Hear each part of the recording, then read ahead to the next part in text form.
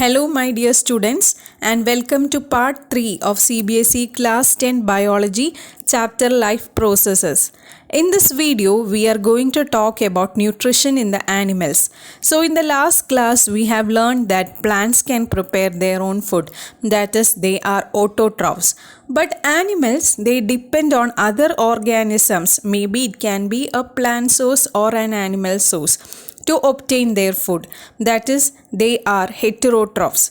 We have already discussed about heterotrophic nutrition and the various types of heterotrophic nutrition in session 1 of this chapter. Animals depend either on plants or animals for their food, and based on this, animals are classified into 3 groups as herbivores, carnivores and omnivores. This you might have learned in your smaller classes, and you may remember that herbivores are plant eaters like cow, goat, etc. Carnivores are animals that eat only meat, example lion, tiger, and omnivores are animals which feed both on plants and animals like bear, humans, etc. So today we will be discussing only about nutrition in unicellular organisms like amoeba and paramecium. First, let us see about nutrition in amoeba. Amoeba is an unicellular protist. It has got only a single cell which forms its entire body. It is a shapeless or irregular shaped organism, and on its body we can see finger-like projections which are called pseudopodia. If you carefully observe this diagram, you can see the finger-like projections on the amoeba, and these finger-like projections are called pseudopodia. And pseudopodia, from the word itself we can understand its meaning. Pseudo means false and podia means feet or legs, which means they are false legs. This pseudopodia helps amoeba for the intake of food.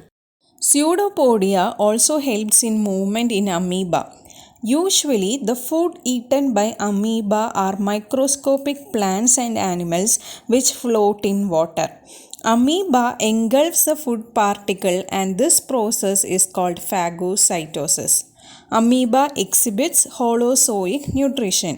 Holozoic nutrition means here an organism completely ingests the food, and digestion of this food can take place either inside the cell or outside the cell.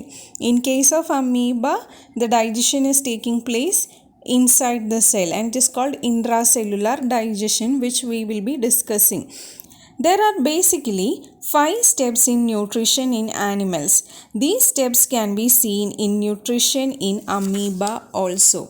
The different steps in nutrition are ingestion, digestion, absorption, assimilation, and egestion. If you carefully observe this diagram, we can easily understand the different steps in nutrition in amoeba.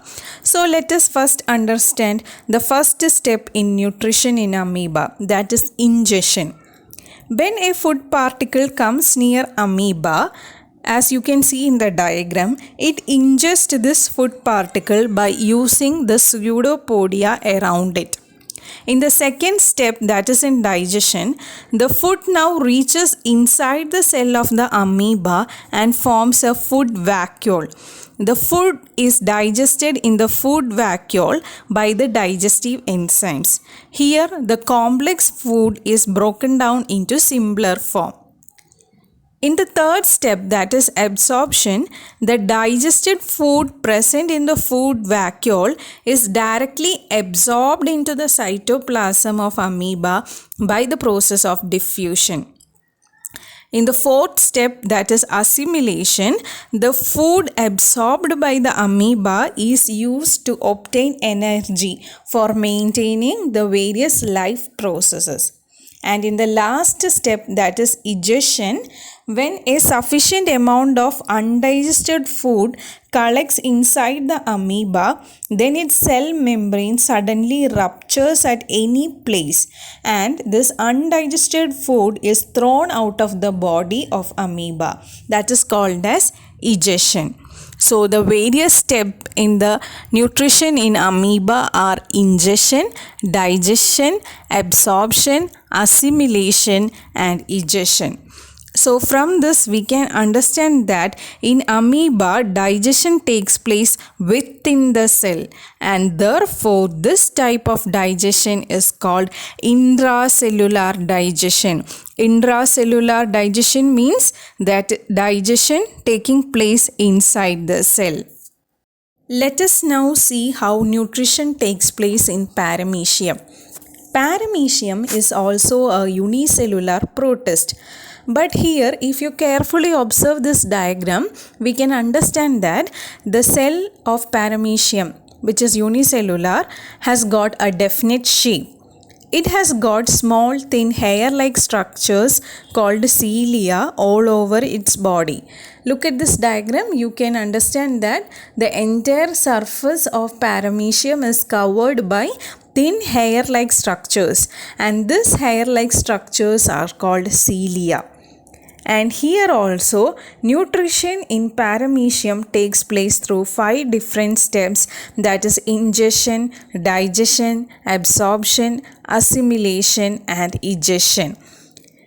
Now let us understand what is the function of the cilia. Here the cilia facilitates the movement.